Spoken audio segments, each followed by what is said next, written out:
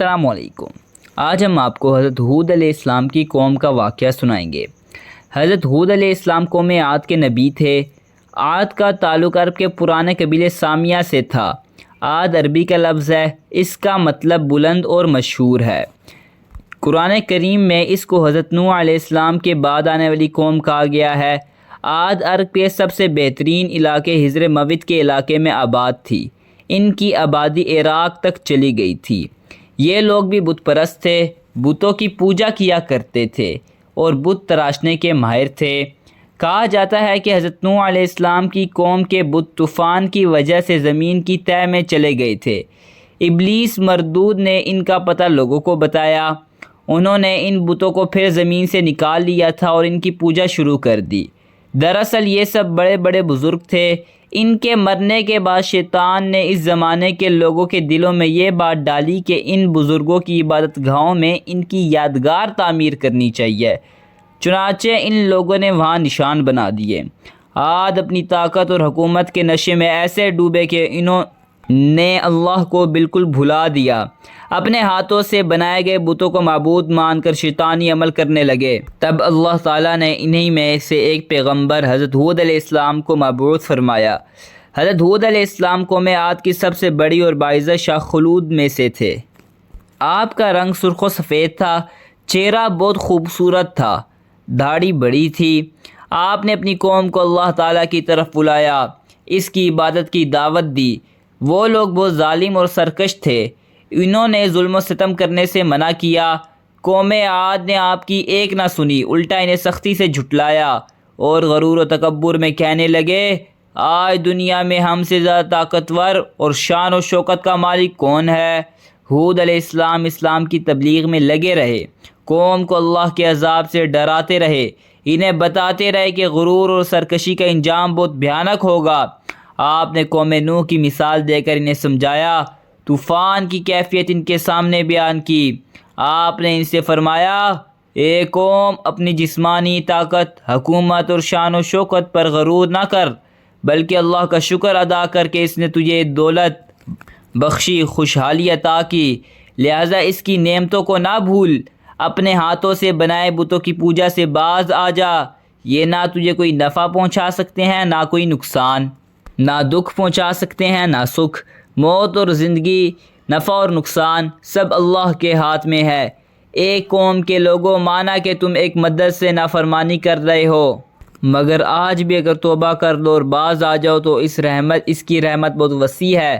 توبہ کا دروازہ بند نہیں ہوا، اس سے معافی چاہو وہ بخش دے گا، اس کی طرف لوٹ جاؤ وہ معاف کر دے گا۔ تقوی اور اطاعت کی زندگی گزارو، وہ تمہیں دن دگنی اور رات چگنی ترقی عطا کرے گا، بہت عزت دے گا اور مال و دولت میں اضافہ کر دے گا۔ آپ انہیں تبلیغ کرنے کے ساتھ ساتھ یہ بھی فرماتے، میں تم سے کسی اجر اور بدلے کا خواہشمند نہیں، میرا اجر تو اللہ ہی کے پاس ہے۔ یہ بات خاص طور پر انبیاء کرام سے متعلق ہے۔ کوئی انبیاء کرام کو یہ طعنہ نہیں دے سکتا کہ وہ دین کی تبلیغ کر کے مال طلب کرتے ہیں یا حکومت مانگتے ہیں۔ وہ تو نہ قوم سے دولت مانگتے ہیں، نہ ریاست، نہ عزت، نہ کوئی اور چیز۔ وہ تو صرف ایک ہی بات کہتے ہیں کہ ایک اللہ کی عبادت کرنے والے بن جاؤ۔ حضرت ہود علیہ السلام حضرت نوح علیہ السلام کی 5ویں نسل میں سام کی اولاد ہیں۔ قوم عاد کے 13 خاندان تھے۔ عمان سے لے کر حجر موت تک ان کی بستیاں تھیں۔ ان کی زمینیں سرسبز و شاداب تھیں۔ ان میں ہر قسم کے باغات تھے۔ رہنے کے لیے بڑے بڑے شاندار محلات بناتے تھے۔ بہت قداور لوگ تھے۔ اللہ تعالیٰ نے دنیا کی ساری نعمتیں انہیں عطا کی تھیں۔ اپنی طاقت اور شوکت کے نشے میں یہ لوگ کہنے لگے تھے، آج ہم سے زیادہ طاقتور کون ہے؟ رب العالمین کی طرف سے ان کی طرف رحمتوں کی بارش ہو رہی تھی۔ اس کو چھوڑ کر یہ لوگ بت پرستی میں مبتلا ہو گئے تھے۔ اللہ تعالیٰ نے ان کی ہدایت کے لیے حضرت ہود علیہ السلام کو نبی بنا کر بھیجا۔ آپ خود انہی کے خاندان میں سے تھے۔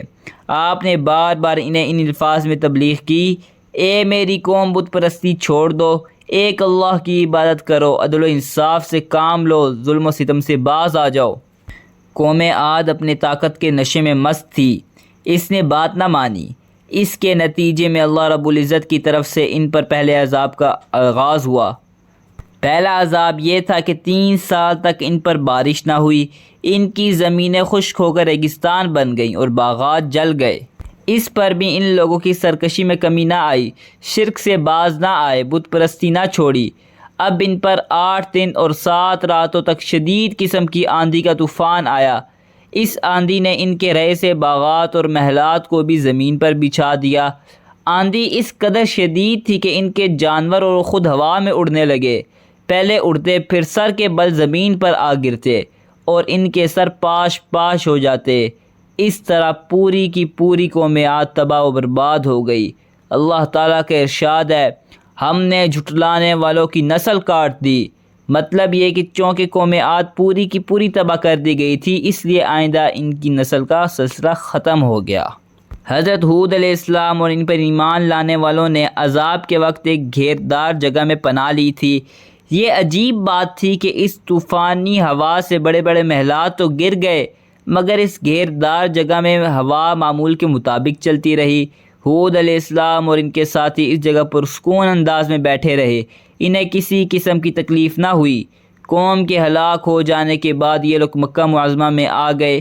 قوم عاد پر ہوا کا جو طوفان آیا، اس کا ذکر اللہ تعالیٰ نے قرآن کریم کی سورہ فاتحہ میں یوں فرمایا، قوم عاد ایک سخت آندھی سے ہلاک کیے گئے اور ان پر 7 رات اور 8 دن تک چلتی رہی۔ اگر وہاں موجود ہوتے تم تو اس قوم کو اس طرح گرے ہوئے دیکھتے گویا گری ہوئی کھجوروں کے تنے ہوں۔ سو کیا تمہیں ان میں کوئی بچا ہوا نظر آیا؟ تفاسیر میں اس عذاب کی تفصیل یوں درج ہے کہ 3 سال تک جب قطعاً بارش نہ ہوئی تو ایک دن ایک بادل اٹھا۔ عاد کی قوم نے خیال کیا کہ اب بارش ہوگی۔ ان سب کا خیال تھا کہ بادل خوب برسے گا۔ ساتھ ہی انہوں نے حضرت ہود علیہ السلام کا مذاق بھی اڑایا کہ یہ صاحب تو ہم پر عذاب کی پیش گوئی فرما رہے تھے، یہ تو برسنے والا بادل آ گیا۔ اس پر حضرت ہود علیہ السلام نے فرمایا، یہ بادل نہیں ہے، یہ عذاب ہے۔ اب بھی وقت ہے کہ تم میری بات مان لو، اللہ تعالیٰ کی وحدانیت پر ایمان لے آؤ اور بت پرستی سے باز آ جاؤ۔ انہوں نے کہا، بھلا اس بادل میں عذاب کیسا؟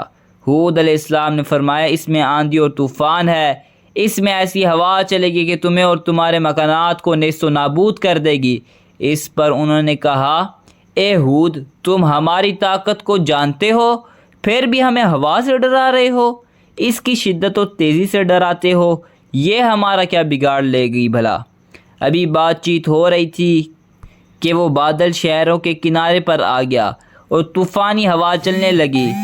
7 راتیں اور 8 دن تک مسلسل ہوا چلتی رہی۔ وہ لوگ اتنے طاقتور تھے کہ اس شدید ترین ہوا نے انہیں اٹھا اٹھا کر پھینکا، پھر بھی وہ 7 دن تک زندہ رہے اور آخر 8ویں دن سب کے سب بے جان ہو کر گر پڑے۔